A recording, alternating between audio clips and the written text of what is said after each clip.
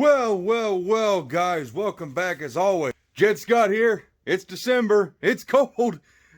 Just telling you the month so you know when I started filming this crap. Anyways, Tunnel Ram 340 W2 twin 750 annular booster double pumpers. Yes, they look massive. They actually only flow about 720 with the annular booster. Here's the engine. Okay, so we've had this thing on Mockup. Mom helped me mock it up a while back, and before that, Brian. And I typically take it out of Mockup, but I want to make sure everything's going to work together before we start assembling. I have some grand plans, whether or not they work or not. I'd like to assemble this with some of my great friends, instead of normally what I typically do is just assemble it myself. This engine I like to assemble with friends because it's kind of special. So the package, if you're not familiar, it's a 340, 30 over. It's a 1967 block for 68 model year right there, proof. A set of the late model W2 race heads that are set up with T&D or Jessel rockers. Never really figured that out, which brand they were. So these got the tiny combustion chamber, the little heart-shaped combustion chamber you want. And I think the valve configuration is pretty much just normal. Heads have had zero port work. That's the way I want to keep them. I want to see what these things will do. I think they flowed around 255 CFM at 600 lift, what Mark tested them at. He was curious. He was kind of let down. He thought they would do better out of the box, but I think that's about what they're supposed to do. Valve covers are a set of wide W2 Mopar performance covers that I'm going to have to unfortunately cut. I'm going to have to cut these to put breathers in them. It's kind of a shame. I made these a long time ago on a video. My own hold downs, knurled them and everything. Made 12 of those that are identical. Distributor will be an MSD Pro Billet, I think. That's literally the distributor that came out of the 360 that this 340 is replacing. By the way, the car this is for, if you are uncultured and haven't watched much of this channel, that is perfectly fine because you're actually more cultured than if you were a normal viewer. No offense to regular viewers. This is my 1970 Duster. It is a real 340 car. Other than that, that's really all that's special about it. It's been mini tub, narrowed 8 3/4 back brace, inboarded springs. I did not do the work. I got the car like that. It is a factory bench seat, column shift, Rally gauge cluster car, green interior with a green exterior with all the striping. I bought this hood for it up at the Indy Swap Meet last year. By the way, it's all steel. The only reason why I wanted it. Plus, I thought about using the W2 Tunnel Ram. So there's the car, rust-free California car. Well, it's supposed to be rust-free. I had to fix the floors, but all right, let's head back inside. Okay, now we're back with the 340. So if you may be wondering why I'm building a W2 headed 340 without any kind of port work and Tunnel Ram, well, because Tunnel Rams are just freaking badass. And I have a strip dominator over there for a W2 if I decide to go single 4. This is meant to just be a street machine, fun toy driver. And yes, I know, your first thought is those aren't driver, that isn't a driver intake, and those aren't street heads, but you know what? I've proved a lot of people wrong. That's part of why I keep in those heads small port and keeping the flow down so that way it's not super high RPM. Even though it's going to scream. It will scream. So we have a 573 lift. God, I can't remember the duration numbers. 255 at 50 duration, solid roller cam, solid roller valve springs, all the components in there. We are dressing this engine like a 69 motor. Hence the cast iron water pump. The timing marks on the opposite side of the engine. So, and it's going to be painted turquoise. I'm not doing Hemi orange or black or any other stuff. Okay, I think I have everything talked about now. So, we have videos on that Duster, and we have another video on this engine. But today we're doing a lot of mock-up. So, we are going to be running a Milotin road race pan because you can't ever have too much oil, along with a set of overpriced, ridiculous TTI headers that are the only headers that supposedly will fit, power steering, W2 heads, and a Milotin road race pan. We will see if there's any truth to that or not. By the way, those are bare steel. I was not paying TTI for a stupid coating. Oh, hell no. They already robbed me enough of my money. So, this is the engine, and what we are doing is we're doing mock-up, like I've said 1,000 times. So right now we are test fitting our windage tray. I do not want to change out these bolts because when you go to a main stud, which is what comes with the Milotin windage tray kit, you need to re-line hone your main caps. Well, we didn't have these in the time all the machine work was done to that block, so these don't want to use those. Might be okay, but not for me. So what I'm doing is I'm using the stock stuff here that everything was line bored with, and I'm going to make a spacer to space this up just the right amount. It'll work. So that's what I'm doing currently, hence the big stack of washers right there. Oh yeah.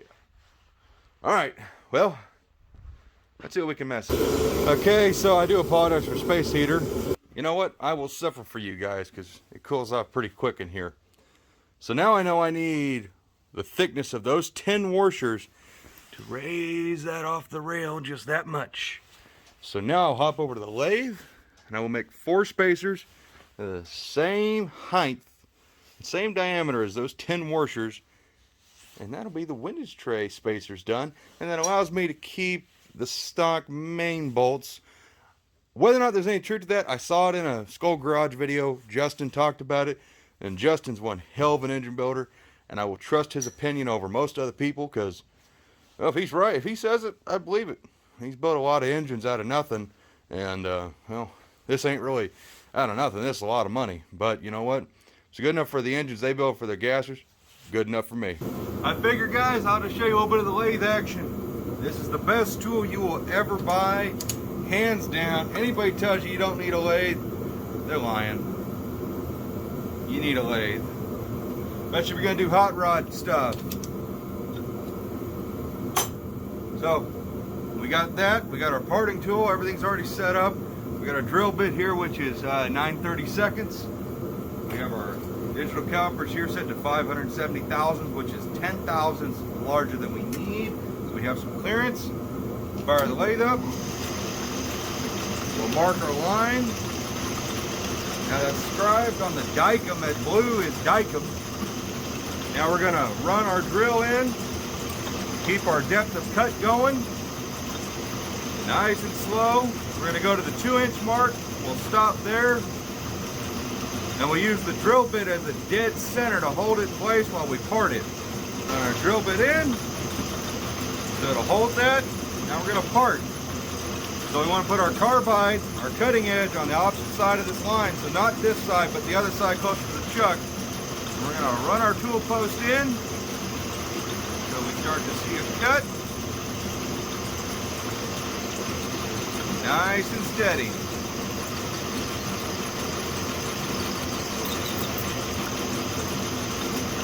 Move that. Took our drill back, kill the lathe. We have to clean that up, get rid of that nipple on there, but once that's done, good. So that's 3 of 4 done. We got 1 more to make. Let's speed through this one.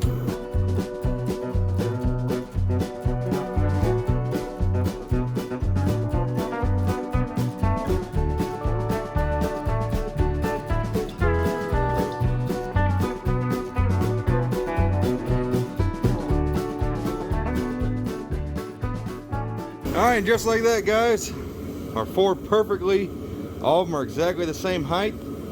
Now they're ready to go on the block for test fit. That's how they'll sit. Of course, these will be thoroughly cleaned before they actually get final installed, but that ought to be the right height. Okay, there's that bolted down. That's gonna be perfect. That gives me just a little bit of space. Let oil drain back nice. We got our studs in here. We're gonna try and run oil pan studs in this engine, only because small block oil pan gaskets are a real pain in the butt to install, and so that might help us. I don't plan on running studs in the front here in case we ever have to pull the front cover. That'd make it a pain in the butt. So I need to get I'm going to use a Magnum style timing chain tensioner, pull the front cover back off, make sure that fits, get it loosely installed, and then flip it back up to where the pan is upwards. We're going to test fit the oil pump and the oil pan itself and make sure we got plenty of clearance there. We'll be back in a minute. Okay, there's the Magnum timing chain tensioner added. If you don't know why we're using this, a lot of small blocks always have a little bit extra slop in the chain. It's like they're too long. So we're going to use the Magnum chain tensioner on here. And I do believe one of these bolts originally would have a hole through it. So I'll verify that. If it needs to be like that, I'll chuck that bolt on the lathe and drill a hole through it, or I'll get the right bolt. All right, put it back together. What do you think about that 340, Dad?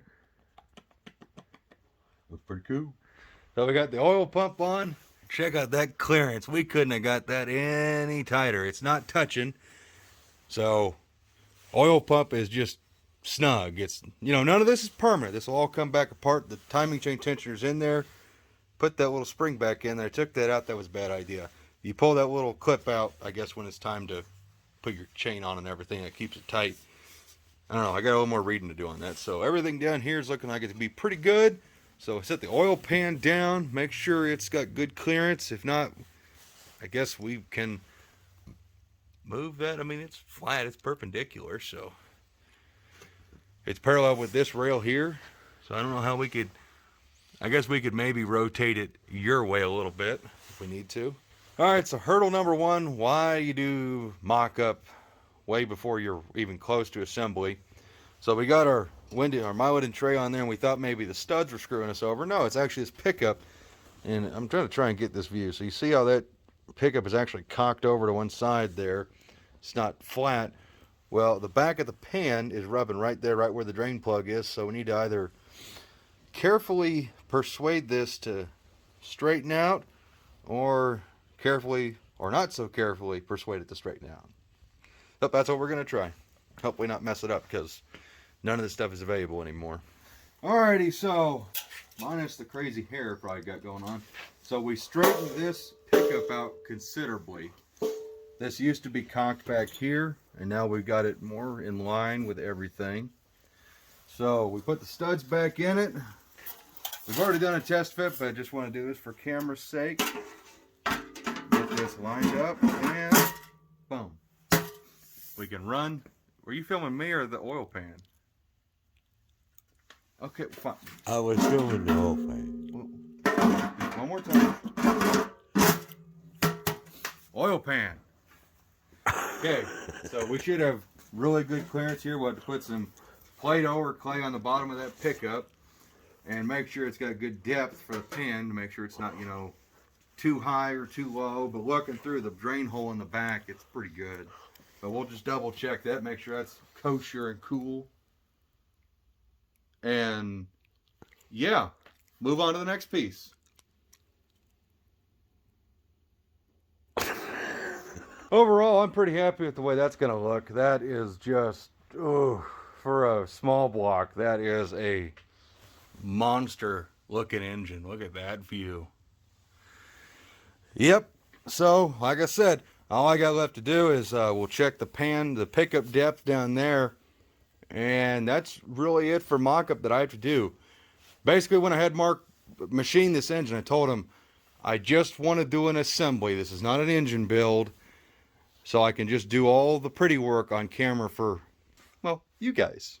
So basically all the mock-up is done on the parts he had. So push rods are cleared. The oil line in between the valleys are cleared. Everything works. So literally the rest of this, once we finish that pickup depth, this is literally clean the block thoroughly, clean the deck surface on the heads, and bolt, and make sure everything functions good still. And this is a running engine then. And then we'll take this thing to the dyno, we'll dyno it, and then it goes right in that duster I showed you. They have some fun. So, I'll see you guys probably tomorrow, if it's still nice out. And we'll continue working on this thing.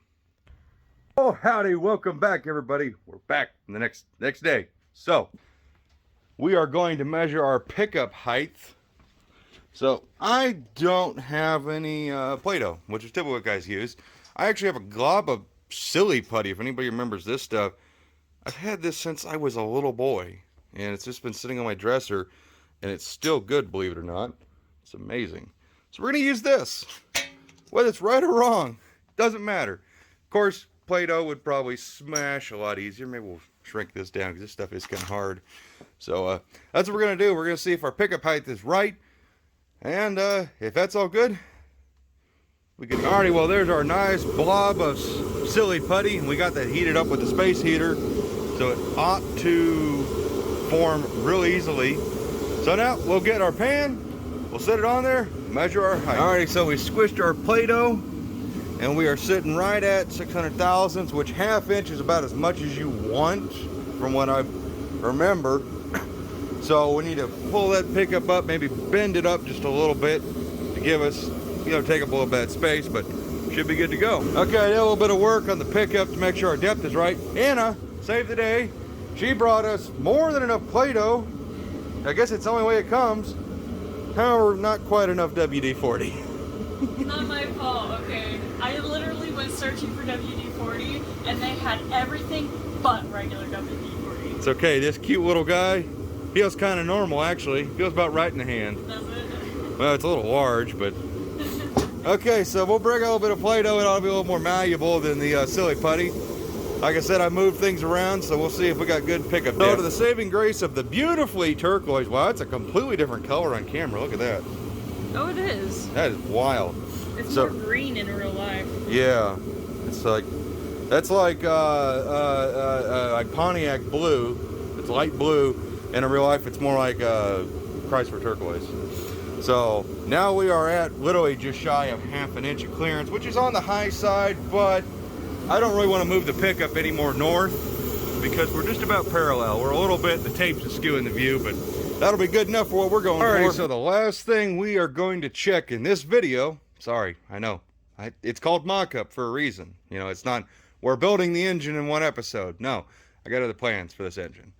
So the last thing I want to do is check our port alignment with the tunnel ram. As you can see, the floor, there's a little bit of a mismatch, but that's not important. The top is what's important, and it's actually really good down in there. Can't really see it too good. It's the top of the port, and the tunnel ram's got kind of a funky angle. You can see the cobwebs inside this tunnel ram sitting around. But yeah, we have good port alignment, which is crucial. Look at that. That is a testament to the quality of Chrysler from the 90s. I think that's when these heads were real popular. In fact, look at how long this thing's been sitting around. Look at the dust that's built up. You can see where the carburetor was. But I'm going to put this thing back in its final mock-up just so you guys can see it one last time before we actually start doing real work to this engine. We did accomplish quite a bit today, actually. It's not too bad. Alrighty, so that's going to be it for right now. Like I said, in the next 340 W2 Chronicle, you'll see us actually putting things together on this thing, making it happen. So I hope you guys enjoyed just this little teaser into what is to come. And look forward to seeing you guys in the next one. So as always, take care and bye-bye.